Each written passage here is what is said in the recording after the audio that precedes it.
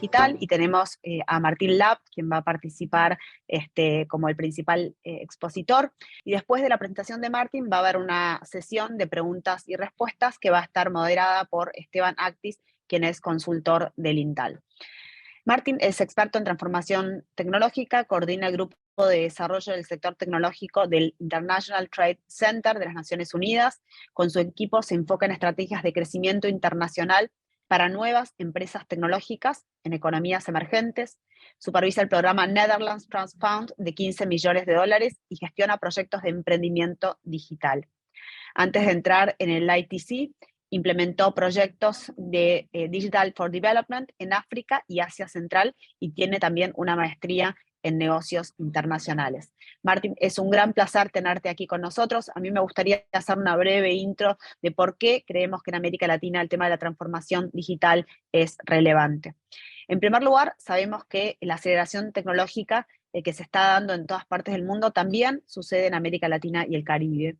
Nosotros tenemos una investigación que vamos a estar publicando dentro de muy poco tiempo, que realizamos antes de la pandemia, durante la pandemia y en el marco de la pospandemia, en los 5 países más grandes en términos de PBI, salvo Perú, Argentina, Chile, Colombia, México y Brasil. Y lo que vemos es que la aceleración digital que se dio en el marco de la pandemia persiste en la realidad, en la actualidad. A pesar de la ralentización de crecimiento económico que estamos viendo, las pymes en América Latina y el Caribe están avanzando digitalmente. Por supuesto que hay algunas tecnologías como las plataformas móviles o los servicios digitales, o particularmente la computación en la nube o cloud computing, son las tecnologías más avanzadas. Pero hay un escenario realmente muy positivo en este sentido.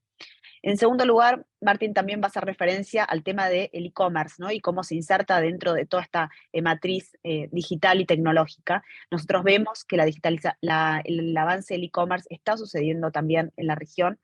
En una encuesta que realizamos junto a Latinobarómetro todos los años, vemos hoy que aproximadamente el 31% de latinoamericanos utiliza el comercio electrónico para comprar un bien o servicio. Por supuesto que hay disparidades entre los diferentes países. Hay países que tienen tasas de comercio electrónico bastante mayores, como es el caso de Argentina, Brasil, Chile, Uruguay, Colombia, pero lo que nos muestra claramente es el potencial de crecimiento, porque nos muestra que hay un 69% de latinoamericanos que todavía no han utilizado este canal digital. En segundo lugar, el tema de la IA, de la inteligencia artificial, y en particular la inteligencia artificial generativa, es otro de los tópicos que va a tratar Martin, y su impacto también en diversos aspectos, incluyendo el tema del empleo. ¿Qué vemos en América Latina? En América Latina vemos que hasta hace poco nos estábamos preocupando por la influencia o el impacto de la inteligencia artificial, el machine learning y otras tecnologías en la automatización, y cómo eso iba a afectar aquellas tareas que son de carácter rutinario, sean manuales o cognitivas. Pero ahora, con la inteligencia artificial generativa, estamos viendo impactos también en otro tipo de tareas que no necesariamente son no rutinarias, como pueden ser tareas asociadas a cuestiones más técnicas, de mayor nivel, y cuestiones también creativas, como puede ser cualquier profesional de las ciencias sociales, y entre otras ocupaciones y trabajos. Y hay un tercer aspecto que también va a hacer referencia a Martin, que tiene que ver con las vinculaciones y la importancia de generar ecosistemas público-privados para la transformación digital. Hay varios casos en la región, como es, por ejemplo, el caso de Nueva León, en México, o por ejemplo, el caso de Argentina, del Centro X de la Unión Industrial Argentina. Nosotros vamos a estar publicando dentro de muy poco tiempo un estudio que hicimos junto a la Unión Industrial Argentina, donde vamos a poner en valor las experiencias que existen a nivel de alianzas y público-privadas para la transformación digital en el sector productivo. Desde el INTAL, como les decía, estamos absolutamente comprometidos en empujar esta agenda. Es uno de nuestros ejes centrales, porque creemos que los países de América Latina tienen que promover una mayor diversificación en su matriz productiva exportadora y agregar valor en esa matriz, que es clave para el desarrollo económico. Por eso hemos realizado varios estudios y estamos realizando varios encuentros de difusión, como es el que nos convoca en el día de hoy. Pero dicho esto, nuevamente, muchísimas gracias a todas y a todos por sumarse. Esperemos que encontremos en la presentación de Martín nuevas ideas e inspiraciones para continuar con nuestro trabajo diario. Muchísimas gracias. Thank you, Anna. Thank you for the opportunity to take part in your series of webinars. It's a great pleasure for me. My name is Martin Labbé. I'm the tech sector coordinator here at the UN International Trade Center in Geneva. We are a UN agency dedicated 100% to aid for trade. That means we are helping SMEs scale internationally. And so this presentation here is about certain digital transformation trends, but also examples and inspiration for local innovators, companies that are active in the tech space and that represent an alternative to the big tech companies that are at this stage really dominating the market in the digital transformation process we are witnessing.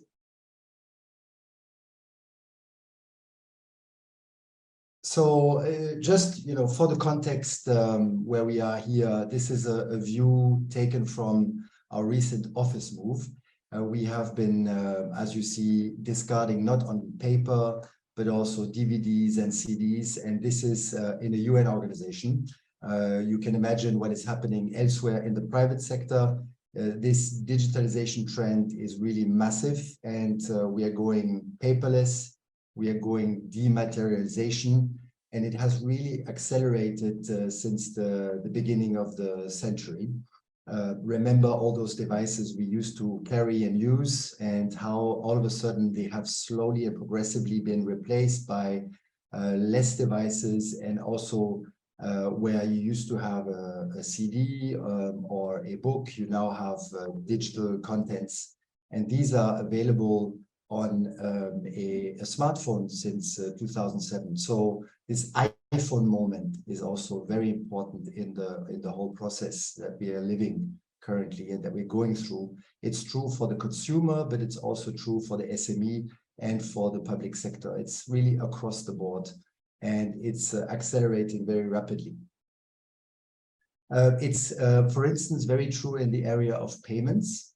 You see here wallets on sale, and I think we're going to see increasingly this scenario where people don't buy wallets anymore. It's already the case in China. We recently had someone here from an accelerator in Beijing, and she was telling me that she's gone shopping in Geneva and she saw all those beautiful wallets, and she was wondering, okay, so what can I do with the wallet now in China? Because they're not using this anymore. People are paying using their smartphone, increasingly also with fingerprint payment or facial recognition. So these are technologies that are maturing, and we see that very soon the wallet that we used to carry around, which is not only containing our cash, but also the credit card, but also maybe our driver's license, our ID, all these things, or our health insurance, all these things are going to be digitalized and available on our smartphone or through other channels, but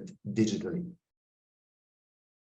So in this presentation, as Anna said, I'm going to touch upon a number of topics. One of them is first to set the stage, to give you a few figures, big numbers, so that we see where we stand in terms of this digital transformation process. But then also look at the specific topic of digital trade, e-commerce, and then, of course, the AI revolution. I couldn't do a presentation about digital transformation without touching upon this topic, and then give you specific use cases, for instance, from Estonia when it comes to government services, the Netherlands when it comes to smart agriculture, manufacturing 4.0 in Korea, and a little bit of AI-enabled healthcare in Japan, before talking about the third point that Anna mentioned, which is the enabling ecosystem, so that we can nurture the emergence of local tech champions.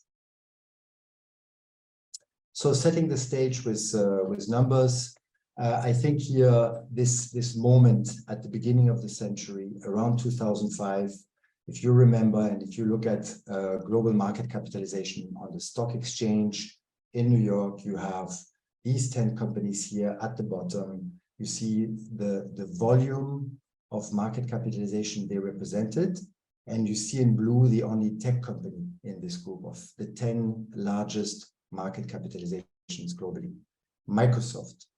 If you go from 2005 to 2021, in just a little more than 15 years, you have out of the top 10 market capitalization, just one that is not tech related.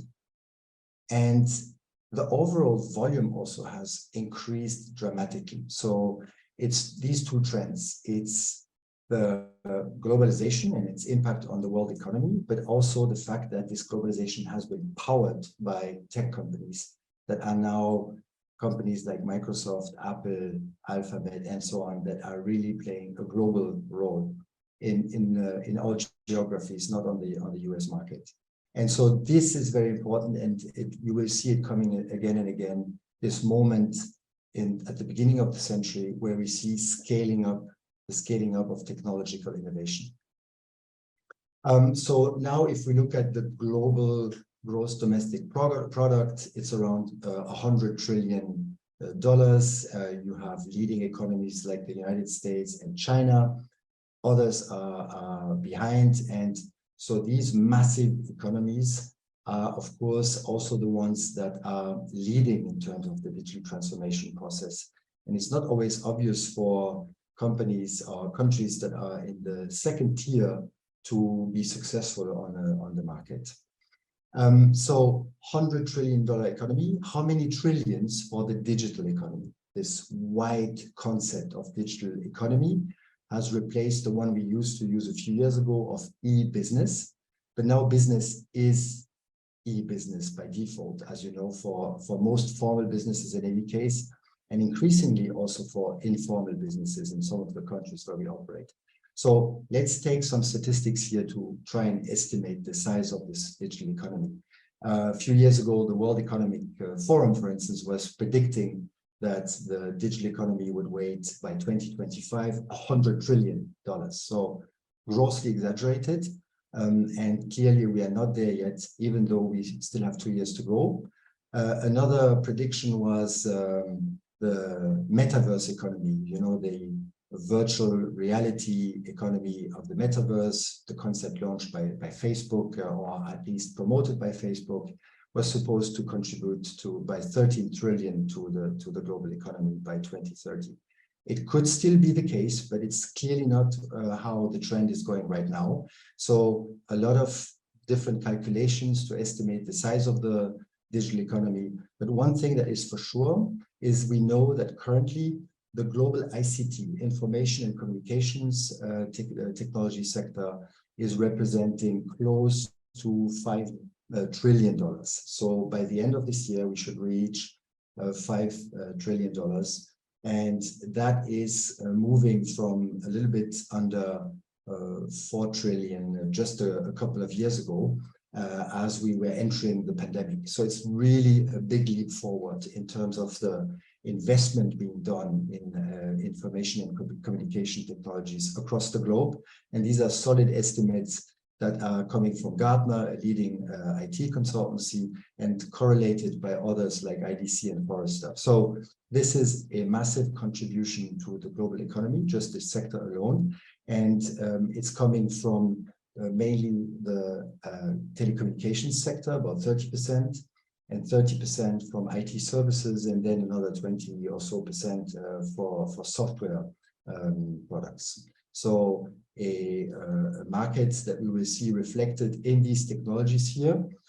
It's probably for many of you quite small on your screens, but what I think is important here to notice is that these technologies that are now emerging technologies and the trends related to them in 2023 are very different from the ones we have seen at the time of this market capitalization slide I showed you earlier, 2005.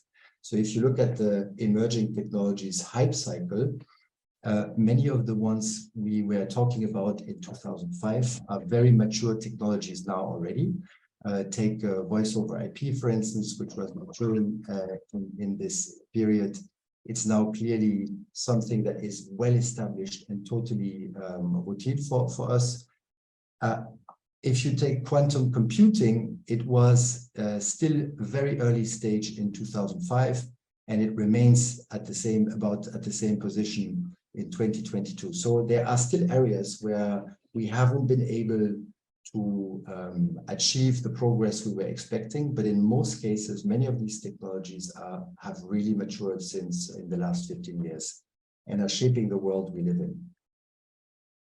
So these technologies translate into certain sectors of our lives, into digitalization boosts, modernizing sectors, and just two examples. One is Europe. So if you take here the regional top 3 technologies of strategic importance that were listed by the WEF, you see that in Europe, power storage and generation is number 1.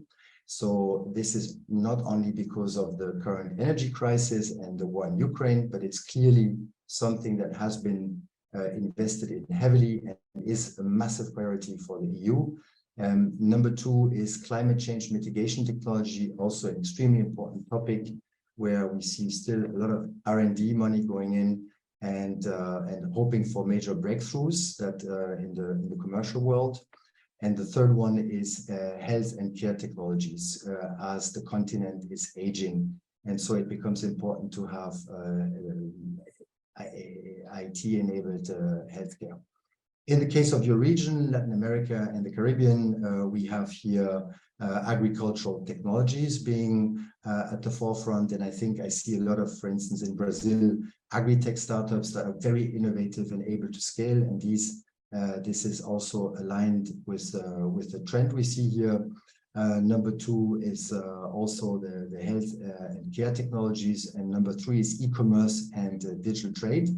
And so if you think of Mercado Libre, for instance, the regional champion, it's clearly also aligned with the current trends we're seeing.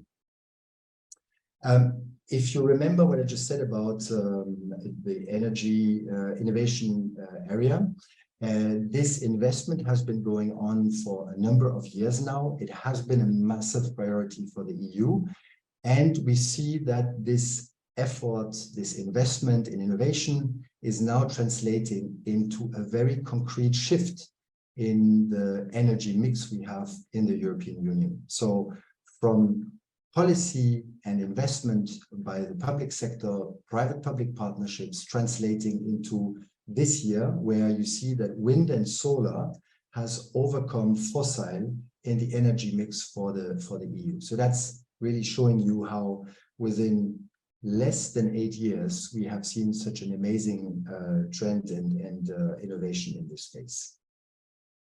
So this has all been possible because of a certain number of framework conditions. The cost of innovating, the cost of technology has gone down substantially in a number of areas. One of them is in the production of hardware. So we see, for instance, that the basic electronic components, their cost has gone down over the years quite radically. This is also true when it comes to the cost of internet access. You can see that the least advanced regions have maybe still the highest cost of internet access, but that everywhere else is really going down.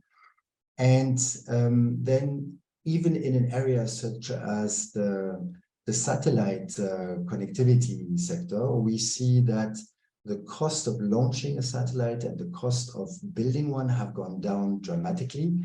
Companies like SpaceX here are leading the way, and you can see again in a very short period of time a very interesting disruption in accessing the internet in remote areas, for instance, with new services.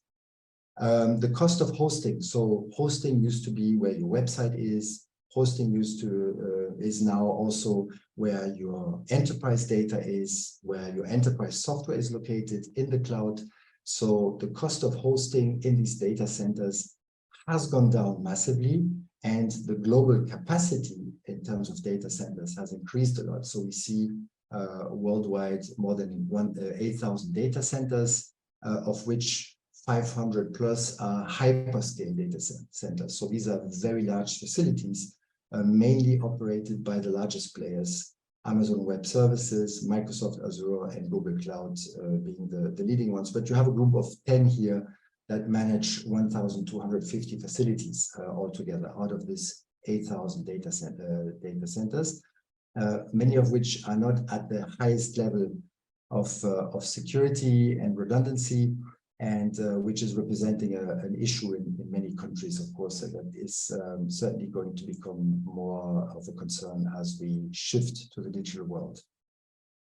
So this is just a view of a hyperscale center under construction in the suburbs of Tokyo, to give you a sense of the scale of these operations.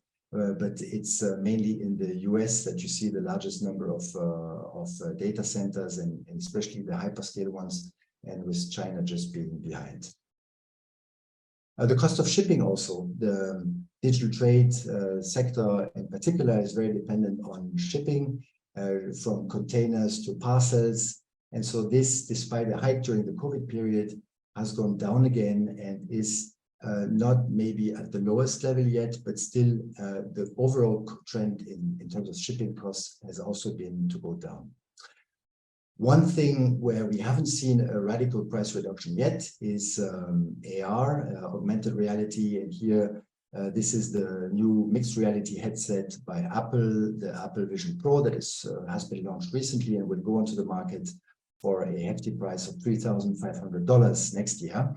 But we can expect that the same will happen with these very advanced frontier technologies over the next few years. So exponential growth of digital trade. Here, all these innovations are, of course, impacting the world of retail and e-commerce in general. Alibaba, for instance, is offering virtual reality and augmented reality experiences to the shoppers, but also in the B2B context. So you're able to visit suppliers online. You see also Amazon having shops that function with AI, and where there is no human being there to help you with your shopping experience. Everything is done just by the excellent advances in image recognition and computer vision that we have seen over the last few years. So during the pandemic, formal shopping has really gone up a lot in the formal retail sector. So across the board, across all geographies, a very high increase in the number of people using these services. And we see that this is continuing a global trend in terms of the expenditure we are seeing in the area of e-commerce, in fashion, electronics, and the other sectors. So a continuous increase in online shopping experiences, and with still some good growth potential. You see here the average revenue per user for South America and Central America. We're still in this emerging quadrant. Anna was saying that the total percentage of online shoppers from the entire population is still a minority, and so clearly there's going to be more people shifting to online retail, especially using social shopping, so platforms like WhatsApp, Instagram, TikTok to buy products and services. So this has to be supported by conducive policies, extremely important. And on this map here, you see the countries that have adopted the basic legislation that is needed for this growth in digital trade. Electronic transactions, so the legislation around how electronic transactions are handled, consumer protection, privacy and data protection, cybercrime. This is a report that was issued by our colleagues at UNCTAD here in Geneva. And so now the second part of the presentation is about the AI revolution. I wanted to have a drill down on this topic because obviously since the launch of ChatGPT at the end of last year, this has been the #1 topic, I think, in the tech space for all of us. And so this is something that is not new, but it has been, as people said, this iPhone moment where all of a sudden we have done a shift into a new dimension, basically, in terms of technology usage and deployment. it all started already many decades ago, the fundamental research around AI, but there was this first breakthrough moment when the world champion in chess, Kasparov, was beaten by Deep Blue, a software powered by AI that had been developed by IBM in 1997. And then 20 years later, you have the Go champion in Asia. So this is a very popular game in Asia, the equivalent of chess maybe, and that is more complex, is more complicated to respond to with an AI solution. And this has been also a moment in 2017 when DeepMind was able to beat the Go champion with AlphaGo. And so really it's becoming now basically in an increasing number of games, also in the video game industry, impossible to beat the machine. And so this is also, as you can see, a trend we see now with many other areas of activities. And so AI is not going to impact chess players and Go players, but it will impact transportation. Think about self-driving cars, and a massive number of patents are focused on this area. So the automotive industry is going AI, is being powered by AI increasingly. Telecommunications, and of course our personal devices and many other sectors, all of them, as you can see, are in this trend where the number of patents in AI has been growing since the beginning of the century. And then there has been this moment 12 years ago where the number of patents has been growing exponentially really over the last decade. So it's this year translate into impressive progress, innovation in the area of speech processing, natural language processing, computer vision, areas that we experience now firsthand when we dictate, for instance, text to our mobile phone, or when we ask questions to ChatGPT, or when our face is recognized for a payment in Beijing. The companies behind the organizations behind all these patents are leading American companies, leading Japanese companies, and a lot of Chinese public sector research organizations, but also companies. So these are the three top players in this space, and everyone else is really lagging behind massively, despite recent announcements, as we have seen in Europe, for instance, in the UK or in France, to try and catch up. But this is an investment that has started already more than 10 years ago to scale, and we see it takes time to achieve the results we have seen now. So what's next? The hype cycle for artificial intelligence. Here you can see a little bit different things that are in the pipeline at a very early stage, and other things that are maturing. Computer vision is one, as you have seen earlier, where a massive amount of investment has been done, and this computer vision sector is now extremely mature. We are digitalizing and automating ordering, inventory, paying suppliers, and also the BPO industry, the business process outsourcing industry, which is very important in your region, is going to be impacted. And we recently had an event in the World Export Development Forum in Ulaanbaatar, where we had a representative from the Filipino IT and BPO industry, IBPAP, telling us about how they have been already since 2017 massively researching the topic of AI and how it will impact their $30 billion sector, the IT and BPO sector of the Philippines, and the 1.2 million jobs it's representing in this country that is just behind India on the global outsourcing market. So this here is a revolution, but in certain sectors, like in the media sector, it's also the continuation of existing trends. Since Web 2.0, we have seen a large number of media outlets under fire, basically directly challenged by new players like Ritzau in Switzerland here, that are recycling contents from other from major media outlets like BBC and AFP, and are mentioning them and producing clickbait or other articles on new websites to generate new traffic and threatening also really the existence of the established players. And so an operator like Ritzau is just going to be replaced most likely by ChatGPT or similar tools in the production of content.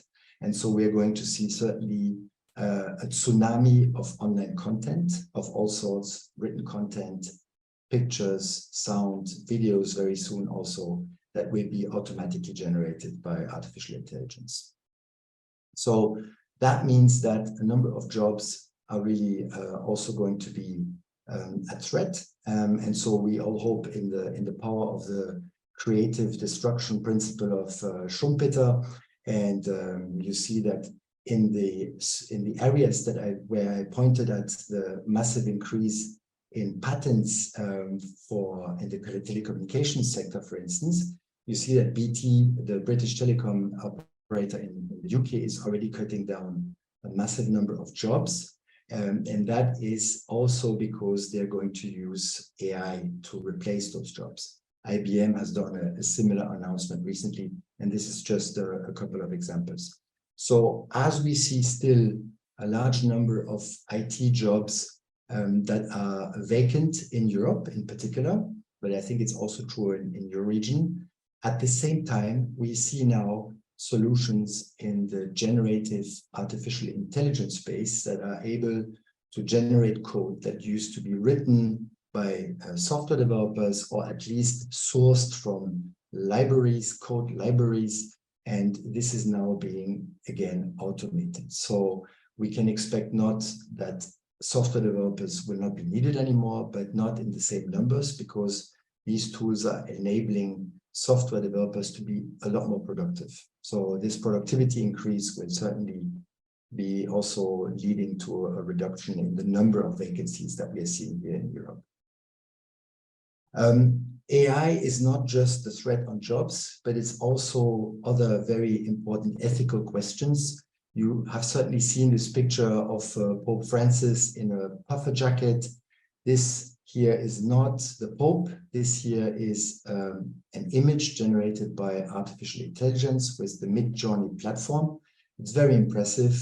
It's very difficult to see the difference between real and unreal, between the real Pope and this one here. And you have to be aware that Midjourney, for instance, went onto the market just a year ago. So they will be improving the quality of the image being generated, and that is going to be also the case, for instance, with the cloning of voices. You know that it requires now just a few seconds of my voice to produce sound content that sounds like me. And so this has happened, for instance, with a song by Beyonce that was sung by Rihanna, and I'm sure you can find similar examples for your regions, for your region where you have famous singers that are singing songs by others, and all this with software that is easily available on the market.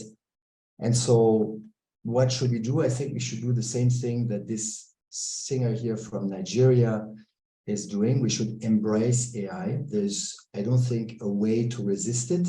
It's there. Many companies, many users are already using it.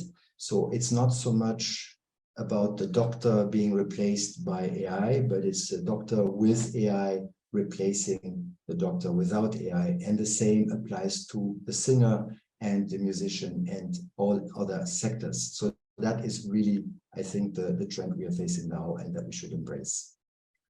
E-government services. So now third part of my presentation. I see I have 8 minutes left. So I will just give you an overview of what is being done right now with AI in specific sectors. E-government services in Estonia. You can check out this application here called Bureaucrat. Estonia is in Europe one of the most advanced ecosystems when it comes to the usage of digital technologies. They have a government-sponsored, a very interesting podcast series on digital transformation that you can find on your favorite player. And they have, in particular, an in-depth case study on Bureaucrat and how they're using AI to provide online services to their citizens. It's a very interesting case, and it's really now making the life of the citizen much easier in navigating the different processes and requirements to obtain, for instance, a driver license or a new passport. In the area of agriculture, smart agriculture is also scaling, including in your region and elsewhere. In the Netherlands, for instance, the University of Wageningen, together with Konica Minolta, have been running this greenhouse here with a very impressive multi-layered cultivation of tulips, the landmark flower of the Netherlands. And they have also drones that are able to practice precision farming and, for instance, in the usage of farming inputs and weed killers, for instance, reduce the amount required, which has a positive effect in terms of climate change mitigation. And then, of course, water saving is also, in our context of the global warming, a very important aspect. So 10 to 20% water saving in this facility. But here, a little word of caution. Not all cutting edge is sustainable. So a lot of this innovation is powered by venture capital, and a company like Infarm, for instance, that was in vertical farming, has just closed shop and left Europe. And they're trying their luck apparently in other regions, because you have to find, especially with the high demand in terms of energy and the increase in energy cost, you have to find a viable business model for these very advanced farming techniques. Manufacturing 4.0 and robotics. So, of course, I'm sure you have seen this video by Boston Dynamics. If not, I encourage you to check it out online. Atlas, this is the name of the Boston Dynamics robot here.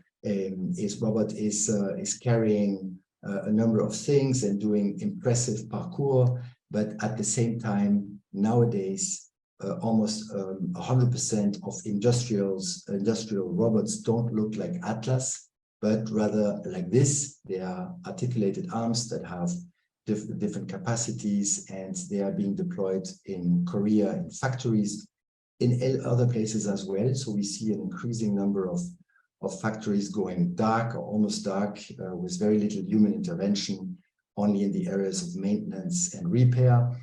But at the same time, the worldwide stock of industrial robot is still quite low. And South Korea is really leading the way here in terms of deployment ahead of Japan and other economies that are trying to catch up in this space. Healthcare goes digital in Japan. What better example for Japan than a toilet here, the Total NeoRest VC. And this is being used not only for the comfort of the user, but also to collect a certain number of data points and information for telemedicine and remote monitoring of people's health. And so if you want, afterwards, you can see in detail what this information, how this information is being collected, what kind of information and how it's being put to use to improve the healthcare support in Japan. And this is something that sounds a little bit exotic, but it's really being deployed, and I'm sure we will see more of it as we already experience with smartwatches, for instance, that the healthcare sector is impacted by the digital transformation process. Building supportive ecosystems. So a lot of these companies that are behind these innovations that I've shown you are not just the big tech. They are clearly dominating the world market when it comes to the digital transformation process. But it's also a lot of local innovators, local companies that are disrupting businesses in all areas. And so these businesses need supporting ecosystems. And so I think that's for public players and actors like the Inter-American Development Bank, really something to invest in. And here you have to look at where your ecosystem is at.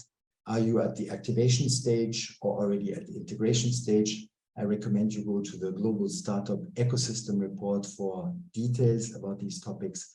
But it's really about seeing how can our ecosystem contribute to the global innovation trend we have seen from a few dozen startups that had reached the unicorn level. So evaluation of more than $1 billion at the time of my first graphic, 2005, to now where we have reached 1,200 unicorns globally. You can see that this is a massive trend with an impact on how the innovation is being disseminated by new players. And I think this is really interesting because OpenAI, although it is being invested in by Microsoft now with more than $10 billion of investment, still started recently as a startup. And it's now challenging a powerful player like Google on its core business, which is the search business. I'm sure many of you have been using ChatGPT to do search on certain topics instead of going to Google. And so this is, again, this notion of innovation.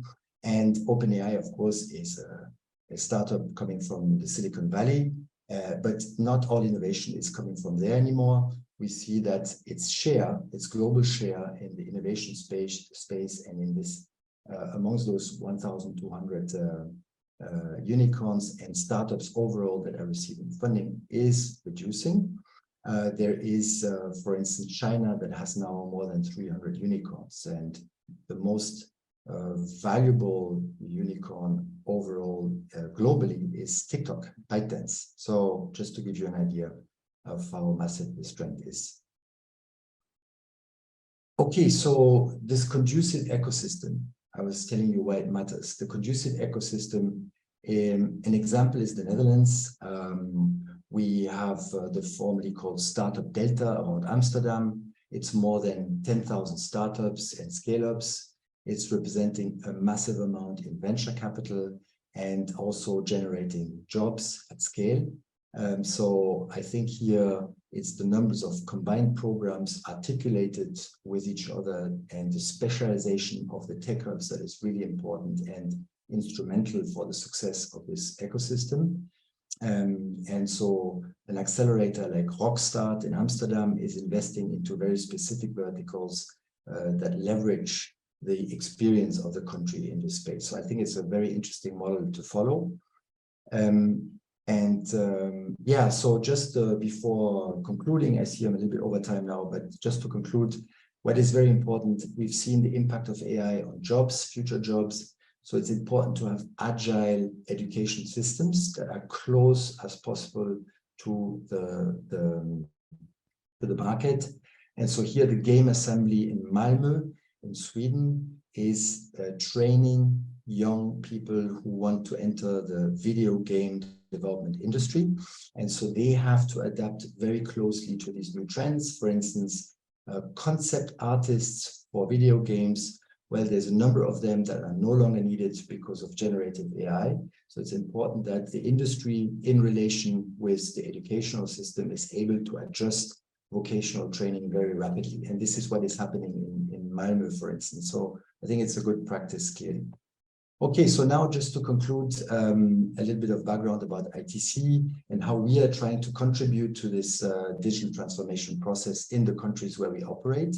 We have our digital moonshot called Switch On, which is looking at the policy level, business support organization level, SME level, and startups, and also all relying on partnerships, strong partnerships to make sure that it's a joint effort in the countries where we operate. And in my case, with my team, we are specifically focusing on tech startups that we're helping to scale internationally. And so we look at a number of things when we work with these startups, their business model, their capacity to scale. And we do that with local tech hubs, and for which, for instance, we do ecosystem mapping exercises to see what are the different enterprise support organizations supporting them. And we bring them to market and we connect them with potential investors. So thank you for your attention. This was it. And so if you want to stay in touch with ITC, this is our website, our Twitter account, my own also, and on LinkedIn, happy to connect. Thank you very much for your attention.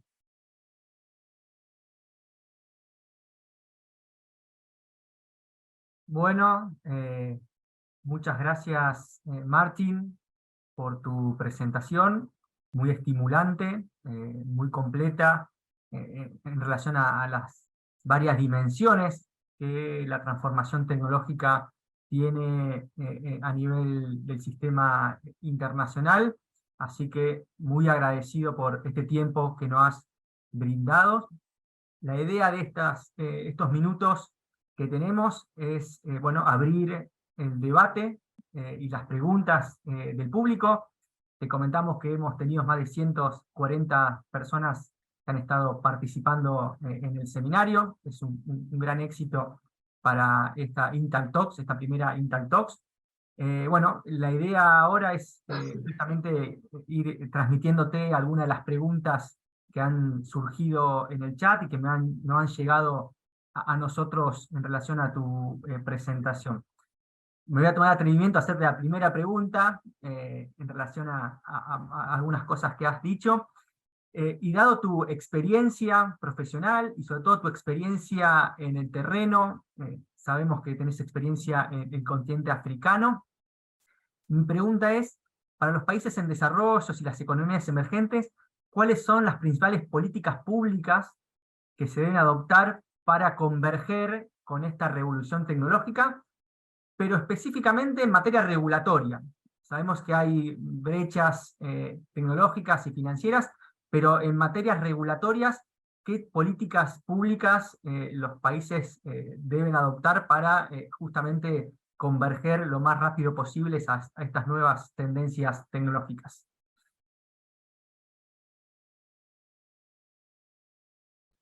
Okay, thank you for this question.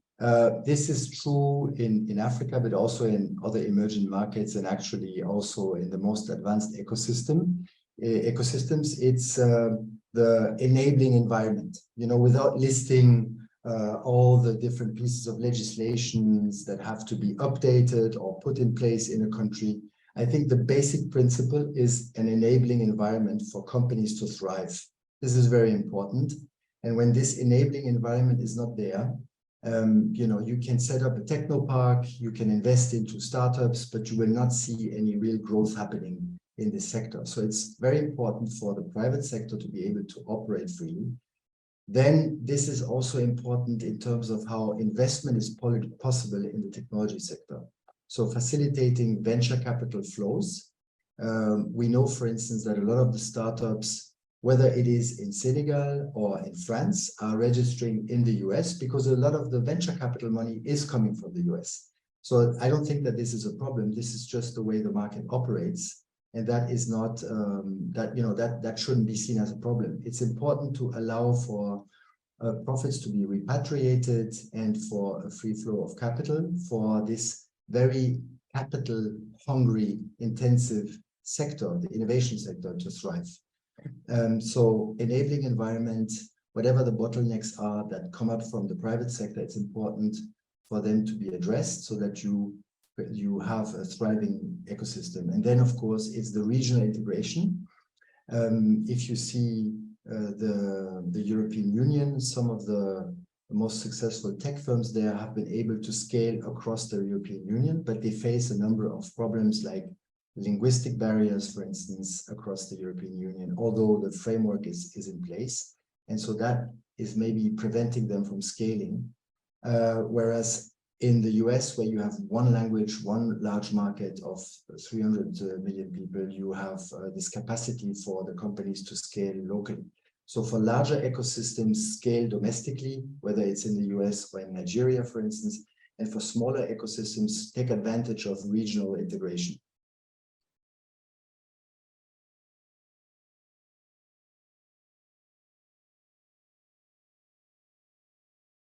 Gracias, Martin, por tus respuestas. Acá una de las preguntas que nos hacen, ¿cuáles son los principales factores que frenan a las pequeñas y medianas empresas en los procesos de transformación digital?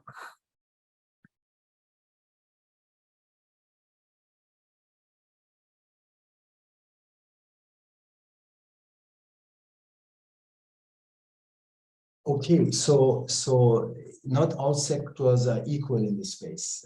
In the services sector, for instance, you have seen a digital transformation that is already quite advanced. If you take the banking sector, for instance, across the globe, it's one of the sectors that has digitalized fastest and is certainly very, very much ahead in terms of the digitalization process.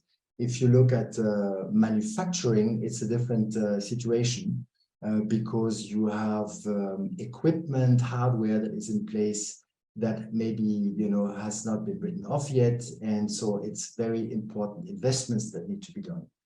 Also, the progress is not the same. So right now, no machine is able to stitch together like a human being a t-shirt.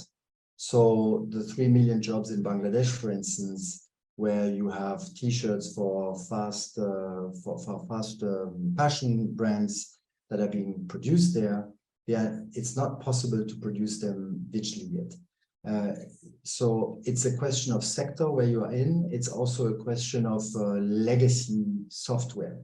It's very difficult for an organization to say we are now going to replace our existing software solution by a new one, because that's a major decision they're making that will have a disruptive impact on their business if it goes wrong. So there is, it takes a leap of faith for an organization to replace this legacy equipment. It's also the skill sets, the skill sets in the organization. That's a very important factor. And maybe some companies don't have the right skill sets inside and then need to look for them outside with service providers, companies that are helping them to go digital. And this is where I think there's a fantastic market opportunity for tech startups to support the digitalization process of traditional sectors in your countries. And then there is also, what I call the Nokia effect. You have people at Nokia, you had people at Nokia who came from the feature phone business and they were dominating the company. They were the ones who were calling the shots in the company. They were the ones who were saying where the strategy for Nokia was. And then you had this little R&D group that was saying, oh, look, there is a touchscreen now that we could use and deploy onto our phones.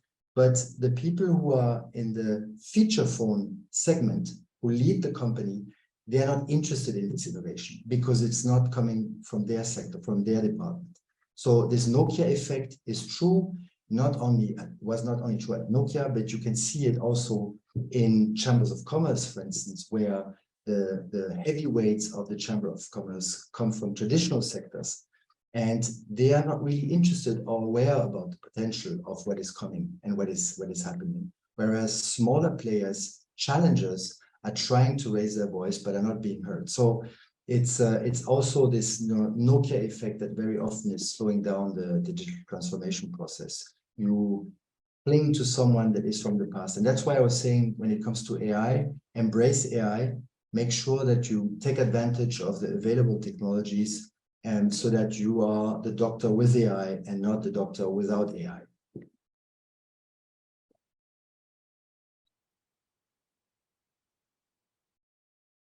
Gracias, Martin.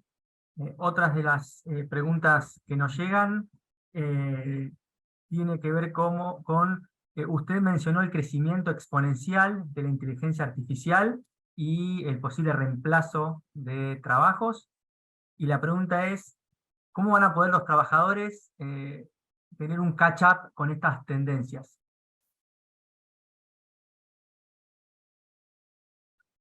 Yeah, so it's really the example of the concept artist I mentioned in Malmö. The person who is brainstorming with their team about a new video game. And so people say, oh, why don't you draw us a little guy who has a mustache, who is a mechanic, who is wearing a red trousers. And, this is how the character of Super Mario emerges, for instance. And that drawing is now not computer enabled, but replaced maybe by a software like Midjourney for smaller gaming studios. Maybe the bigger ones are still using the concept artist. But in any case, I think it's important for that concept artist to learn how to use Midjourney, to learn how to use these tools. If you are a journalist, you have to learn how to use generative AI to support your work. If you are in any kind of creative industry, I think you have to embrace this digital technology and make sure that you reskill, that you learn new skills. And of course, in the BPO industry, for instance, business process outsourcing, it's about upskilling also. So what are the new things we can add to our offering as entry-level tasks are being automated? So what is the value we can add to our offering so that what is being automated by software can give us space and time to add value to our offering? And so these two notions of reskilling and upskilling, I think, are extremely important for anyone who feels threatened by these new technologies. But remember,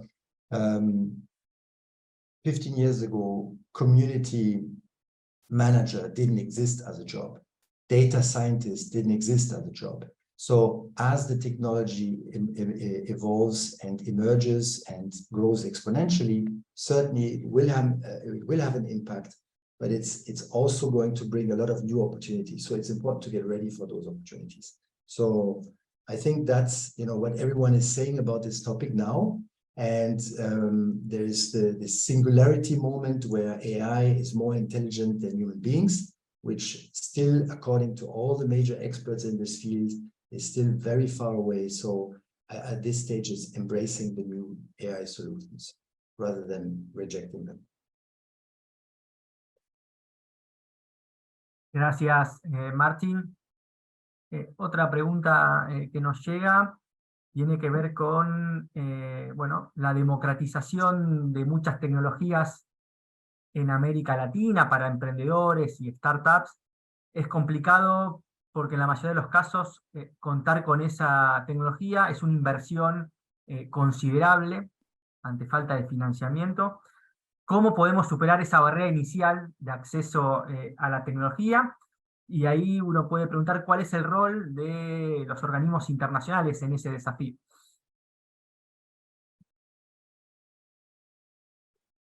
Okay, yeah, so the investment in these technologies, if you are in the manufacturing space, for instance, ready-made garments, clearly the investment hurdle is high. You have to replace existing equipment by new equipment, and that comes at a high cost. If you're in the services sector, I think you are better off. In agriculture also, the cost can be high. So it really depends on how reliable, on how much you have to rely on hardware solutions, on buying equipment. So let's take the example of low hardware intensity, low equipment intensity industries. Here it's about the skills. So having the internal digital skills, because the IT equipment itself, the cost of connectivity, the cost of hosting content online has gone down. The cost of software as a service, software as a service solutions has also gone down a lot. So it's clearly, I think, a much better place now for a company to digitalize than it was 15 years ago. If you think, for instance, the investment to go into e-commerce now, the barrier is very low. You have a lot of solutions on the market to allow you to start operating. And for the smallest SMEs, it's even easier with social commerce, using social networks to distribute your goods. So just recently I was discussing the case of how TikTok is being used for the commercialization of old-fashioned books. And this is a very successful platform for it. So integrating with digital payment and e-logistics, it's now really easy to do. The role of international organizations, I think, here is about raising the awareness of the private sector, the SMEs in particular, and helping them, hand-holding them in this digitalization process. Of course, what is very important also is to show the role models. So who has been successful deploying e-commerce solutions as an SME, not as Mercado Libre, but as an SME? Who has been successful using smart farming solutions on a maybe smaller scale commercial farm as opposed to a large multinational? So it's to take those examples and use them to inspire others to follow suit and do the same thing. Gracias, Martin. Acá hay una, bueno, vamos a hacer una última pregunta, no queremos abusar de tu tiempo. Nos preguntan si conoces a nivel mundial algún caso exitoso de aplicación de estas nuevas tecnologías en gestión de riesgos de desastres, y si qué países están ofreciendo sus servicios satelitales para justamente colaborar con algunos países en estas temáticas de desastres ambientales o gestión de riesgos de desastres.